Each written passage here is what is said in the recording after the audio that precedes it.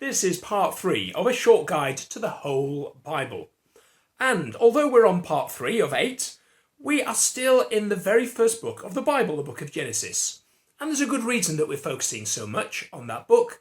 It's because, as the first book of the Bible, it lays down a lot of important principles. Now, today we're going to be looking at the story of Abraham. And Abraham is a very key character to understanding the entire Bible. His name is mentioned 286 times in the Bible, and 70 of those, that's about a quarter, are actually in the New Testament. So a lot of the principles that we see in this story are actually pointing towards something in the future. Now, there's a huge amount that I could talk about Abraham, but since I'm going to try and do it in one go, then let's just try and pull out 4 keys from his story. Abraham's story begins in chapter 12 of Genesis. Now, last week we finished at chapter 4, and the world was in a terrible state. Things had gone very badly wrong, and God is going to be looking for a way to restore relationship with humanity. And the key to this is actually restoring relationship with Abraham first, and letting everything grow from there. So what happens in Genesis 12 is, God begins by talking to a 75-year-old man called Abram. So he's not called Abraham yet. At the moment he's called Abram. And that's a bit ironic, really, because he's 75 years old, he doesn't have any children, and yet the name Abram means father. So it looks like a rubbish name to have when you're called father, and yet you don't have any kids. And God speaks to him and says, Abram, what I want you to do is I want you to leave this house where you live, leave your other relatives, just take your immediate family, that's basically his wife and a nephew, and I want you to go, says God, to another country, another land, another place. I'm not even going to tell you at the moment where this land is. I'm just going to start you off on the journey. And if you will trust me, if you will follow this path that I put you on, then I am going to make certain that everything turns out great for you. In fact, you will have so many kids that you are going to end up starting a new nation. So that's what he says to Abram. Now, the key that I'm taking from this is that life is a journey. In Abram's case, this literally is a situation where he is faced with a journey. God speaks to him and says, I want you to get up and go and move. And Abram is faced with a choice. If you were listening last week, it's that choice of autonomy or theonomy. Am I going to do just what feels right to me, or am I going to do what God says? So Abram has that choice. Are you going to start off on this journey with God, or are you going to ignore him? Well, it's interesting, isn't it? Because Abram does not have all the answers. God is not offering to answer every question. God is simply saying, will you trust me enough to start this journey and trust that it will end up somewhere good? Abram decides he's going to choose theonomy rather than autonomy. He's going to do what God asks. And he gets up and he sets off. Now, I'm going to skip over a few chapters. There are various things that happen. Sometimes Abram does things right. Quite often, Abram does things wrong, makes some mistakes. And there's a lot of journeying around. But the key point we take from this is life with God is a journey. Well, a few years go by and we find ourselves at Genesis 15. And God is talking to Abram saying, you can trust me. And that's what key 2 is, that we can trust God and the implications of what happens when we trust God. Now, Abram is a bit frustrated because this promise about children had been made to him a few years earlier, and he's still got no children. So he says to God, basically, well, how come then I have no children? If I can really trust you, how come I've got no kids? And there's an important principle there, as an aside, that when we're frustrated with God, when we don't understand, it's okay to kind of go to God and say, God, why is this happening? I don't understand. That's a good thing to do.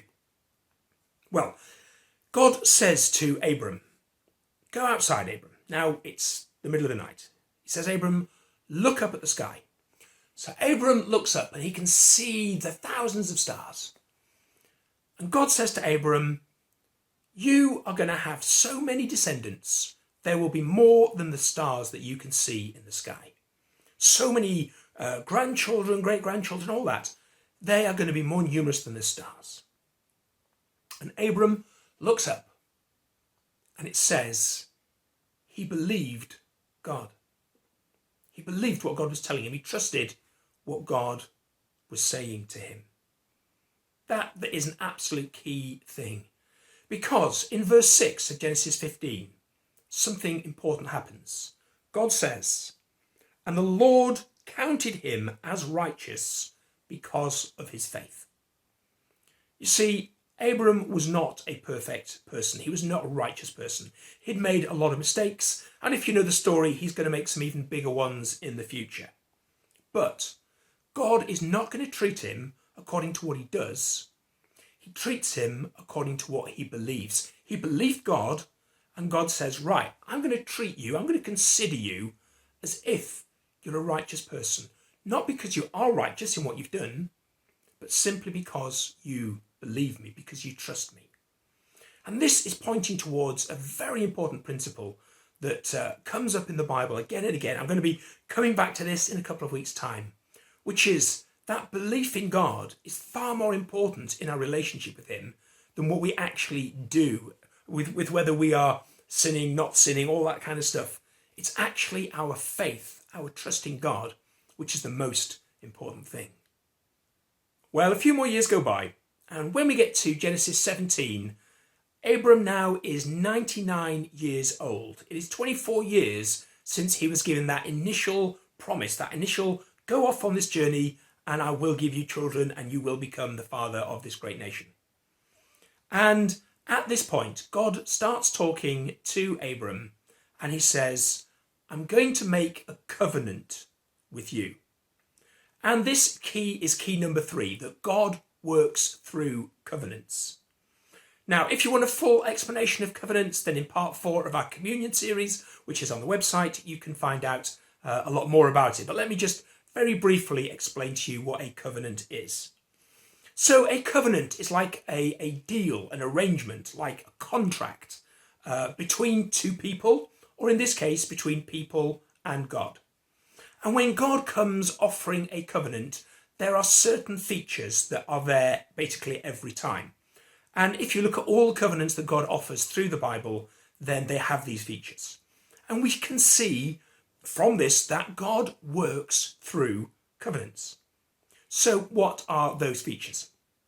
Well, first of all, it is always something that God offers, something that God initiates. God isn't one for you saying, hey God, I'll make a deal with you. I'll do this if you do that. It's not the way it works. God says, this is the arrangement, the contract, the deal that is on offer. It is up to you. I'm not going to force you to take it. You can take it or leave it. But this is the deal that's on the table. There's no room for negotiation. You either do it God's way or you say, no, I'm not going to do it your way, God. That's the start of the covenant. The second thing is it always specifies who the covenant is with. So in other words, it says God's on one side, and depending on which covenant in the Bible we're talking about, it explains who is the other part of the agreement. Third thing, it tells us what is promised. So there's God's side. This is what I will do.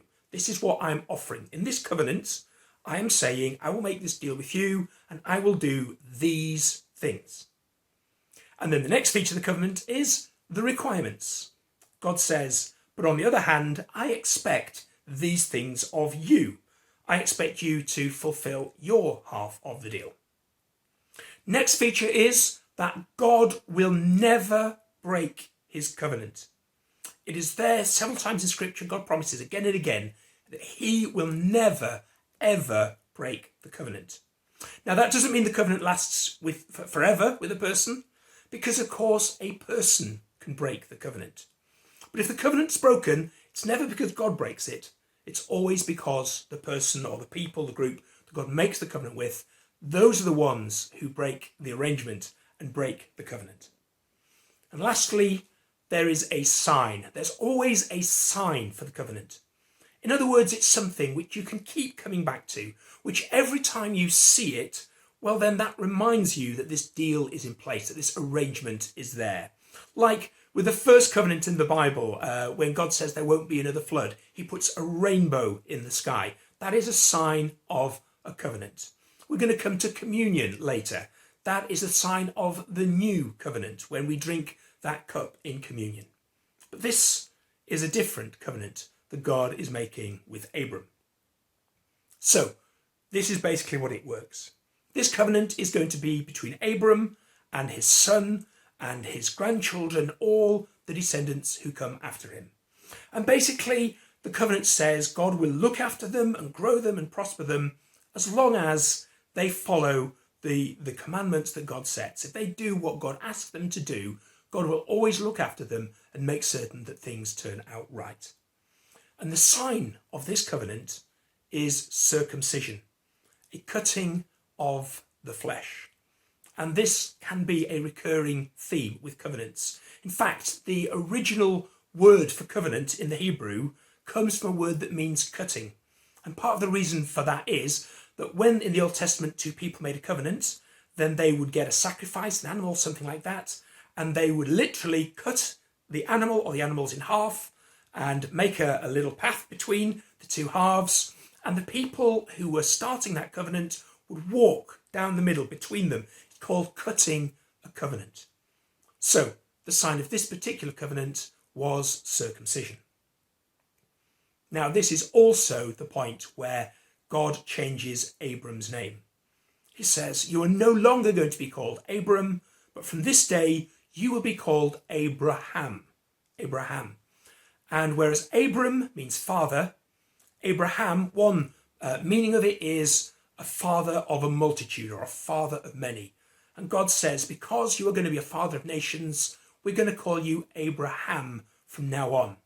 And about this time next year, you will have your son, if you join the covenant. And of course, Abram does agree to this covenant. Abram does come into this covenant. And this is an important principle that you're going to see in the Bible. And we'll come later in this series to the covenant that God offers us. But the key that we're looking at here is that God works through these covenants. Sure enough, 1 year later, Sarah gives birth to a son, and they call him Isaac. Now a few more years go by and we get to Genesis 22.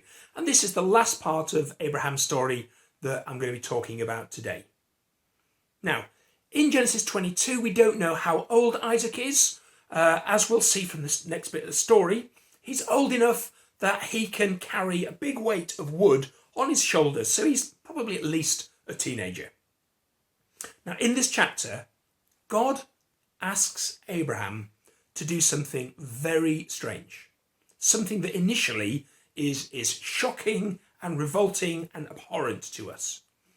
He says to Abraham, take your only son, go a few days' journey to a particular place and sacrifice Isaac. And let's be clear, by sacrifice, he means kill him and put the body on a pile of wood and burn him as an offering to God. Now, we listen to that and we immediately think that, this is horrendous and awful, and it is. But in that time, there's a different dynamic going on. First of all, in those nations around that time, human sacrifice was not that rare. In fact, particularly the sacrifice of children. And what would happen is people would be trying to make a deal with their idea of God.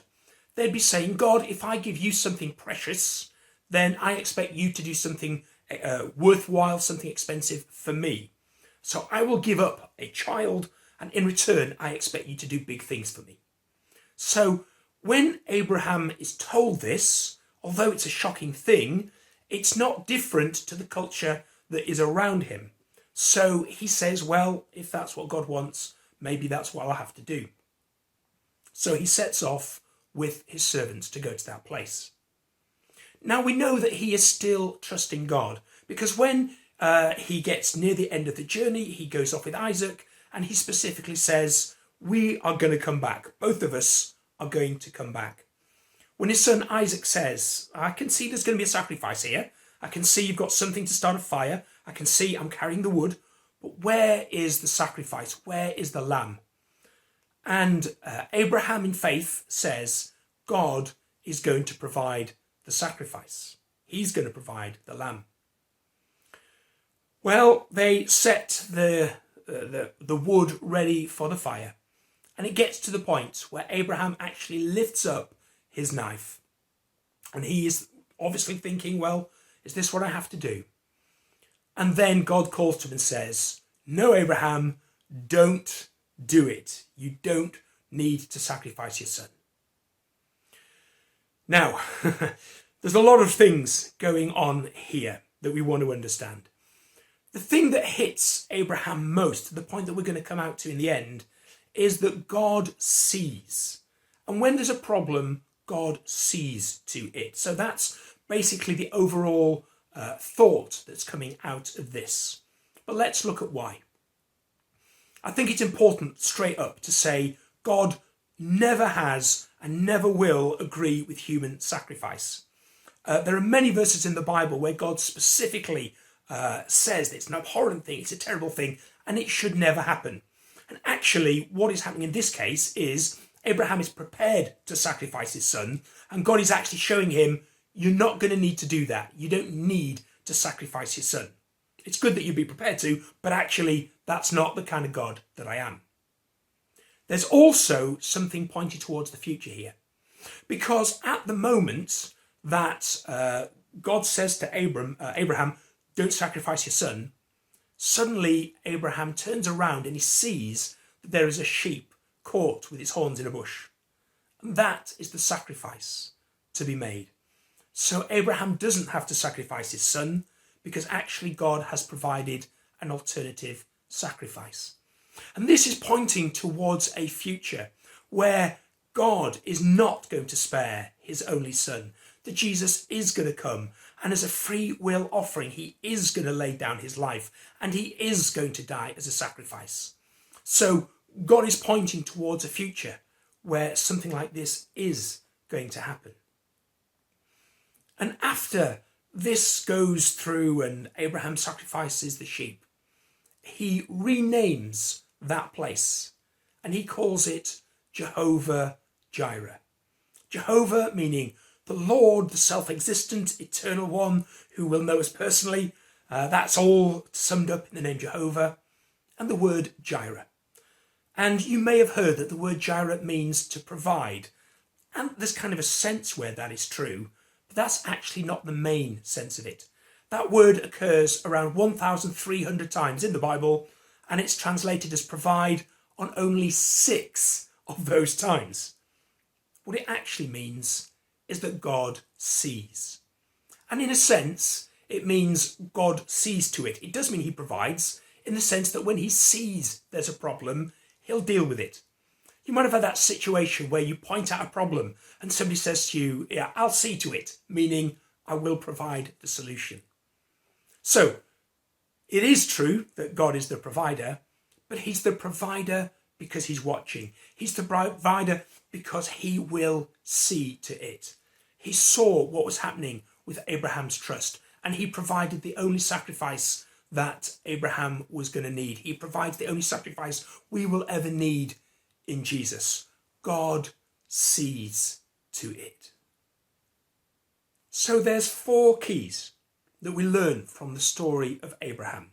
But they're not just in the story of Abraham. They recur again and again and again throughout the Bible, which is why we're focusing on this as part of our guide to the whole Bible. Firstly, that life with God is a journey. Secondly, that we can trust God, and that actually trusting in God, that faith in God, is more important than actually what our actions are. That God works through covenants, that if we want to understand how God deals with us, then an understanding of covenant is a really important thing. And lastly, that God is a God who sees and sorts things out. He's a God who provides. He's a God who'll see to it. So we need to think about our response to those 4 keys. First of all, life with God is a journey, and you may not really have started that journey as such. Thinking back to last week, you may still be on a journey where you have only autonomy rather than theonomy. You're only looking for what you want to do or what you think is right. And you haven't reached that second stage of trusting God, of having faith in God. And you know what? It is a journey. When I first started to explore Christianity, I did not have all the answers that I wanted. I had enough information, I'd seen enough of an encounter with God that I knew that God was real.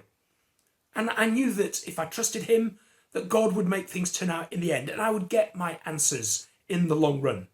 And I made a decision that I would follow theonomy. Didn't know what the word theonomy meant at that stage, but I made a choice to follow God. And God counts our faith and he credits us to us as righteousness, like he did with Abraham. There's more to that story coming in a couple of weeks' time, but that faith in God is so important. Thirdly, the covenant. The fact that an arrangement, a deal, a contract is offered to us. And you might not know enough about that contract to say yes or no at the moment. And again, I'm going to talk about that a bit more in the future.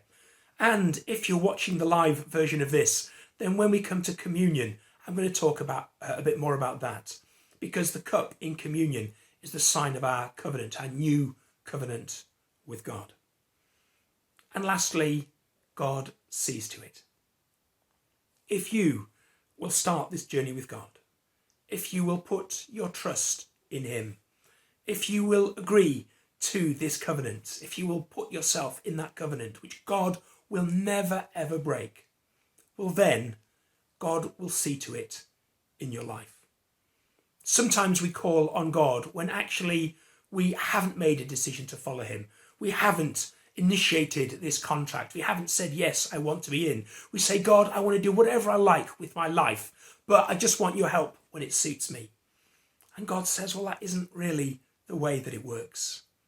But if you will come and start your journey with God, if you will make a decision to trust him, if you will join that covenant with God, then God promises that he will watch over you. He will see you. He will see what happens with you. And though it will not necessarily be an easy journey, it's not saying that everything will go right, but God will see to it. Whatever the problem, in the end, God will see to it. So it's over to you. Are you ready to make a decision, either for the first time or to reaffirm that decision, to pray again and say, yes, God, I'm on this journey. I do trust you. I am in this covenant. So, Father, I'd like you to watch over me, to see to the issues in my life.